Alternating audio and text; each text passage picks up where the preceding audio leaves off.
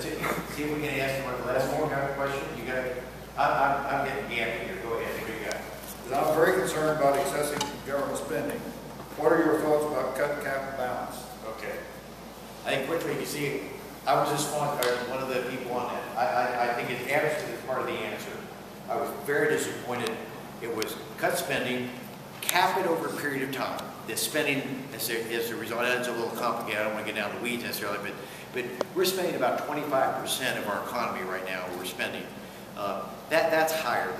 For years, it was 20 or 30 years, it's right been in that 19 to 20% range.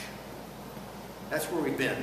And economists can tell you, if you can spend 20% of your economy, you're going to be okay. We can afford to do that. But we're now 25%. So we've got to get that down. So what we have in cut, cap, and balance. Cut is the spending. Cap is gradually ratchet down to get down to the average. We don't necessarily even have to go beyond that. Just get it back to where our country operated for years at that percentage. And then the last component of it that as you know, I was most pleased was the balanced budget amendment. It's just so paramount. We need a balanced federal budget. So those are the three components. We sent over to the Senate and they killed it. We said, okay, boys, we're sending another bill, and that's what we're going to do. We're going to get that Constitution amendment. It's so important. Another question or last? That's it? Is there that's we hit pretty close to it. But if there's, I'll stick around for a few minutes while we're cleaning up. If there's something that some of you have, if there's another question, I'd be delighted to try to answer more. But I do have a road ahead of me, I think. Woody? David, a while ago you put up the clock here that talked about various impacts of various spending cuts.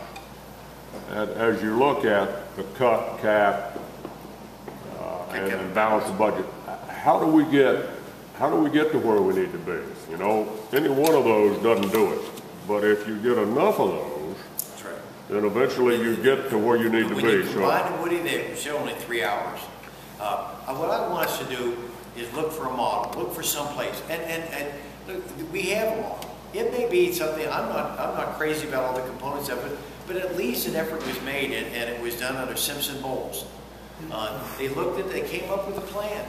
Some of it, you held your nose. There's no way we'd support that. But at least it was a start. There was a way to get trillions of dollars out of the economy, or excuse me, out of the deficit in this. Because keep in mind, the longer we go until we get a balanced budget, every year we're going to add trillions of dollars more to our debt. We're going from 14.3 trillion up to 16 plus.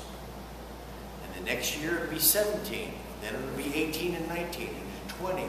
Until we get the cap and get the spending down and we force it down, it's going to continue to grow. And that's one reason I wrote from the Republicans on the Ryan budget.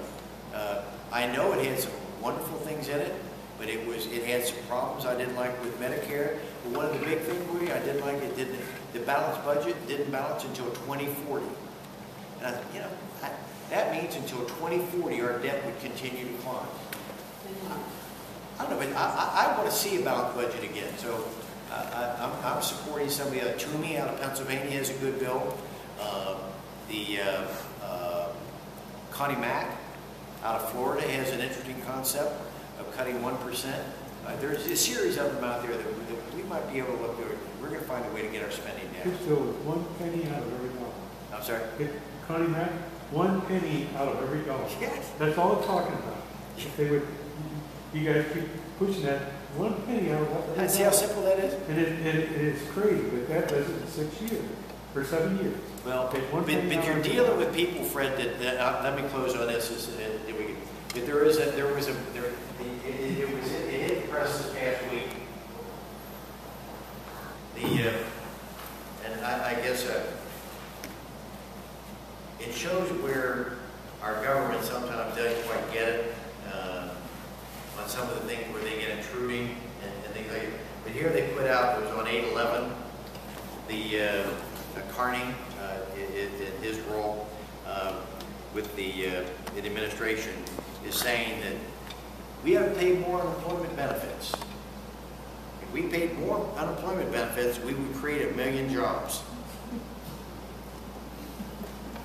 Well, if that's accurate, we ought to be pretty flush with jobs right now, because we're currently at the highest level of unemployment compensation that we've ever been in our country's history, but yet we're still 14.3 million people out of work. But I'm telling you, this is emblematic of what we deal with every day in Washington. They're saying we need to pay more unemployment compensation because that creates jobs. That doesn't create jobs, folks. It's just frustrating. That's an element that these are the same people that came into our bathrooms and made our toilets. We have to flush twice, to get enough water down them. Then they went to our shower heads and cut our shower heads so we don't get enough water in them. Now they're attacking our light bulbs, so we can't buy 60 and 100 watt light bulbs, incandescent bulbs. They're banning them. And if you get them, you bring them in this country, you can be fined if you bring them in or you ship them in. They want us to use these bulbs that are more expensive and they're hard to dispose of. They're trying to get CAFE standards for our cars to get 40 miles to the gallon. Great, but talk to the Auto Safety Council. They'll tell you if you get that kind, your car is so small and lightweight, people are going to die. You're going to have more deaths on the highways when the cars are so tiny that they get 40 and 50 miles to the gallon. I don't want that. I don't think the American public. If the American public wants it, they'll buy it. Let the free market make that determination. I don't think the federal government should step in again. You see me whap this thing up. Where in here does it tell me that they're going to have the right to tell me how much water our toilet should have, our shower heads should have, our light bulbs, and our size of our automobiles? Folks, we're going to get back this Constitution. So I'm going a bit longer, I think. I thank you all for coming out here tonight, and let's just get back together again in another few months and see where we are, okay? Thank you all very much.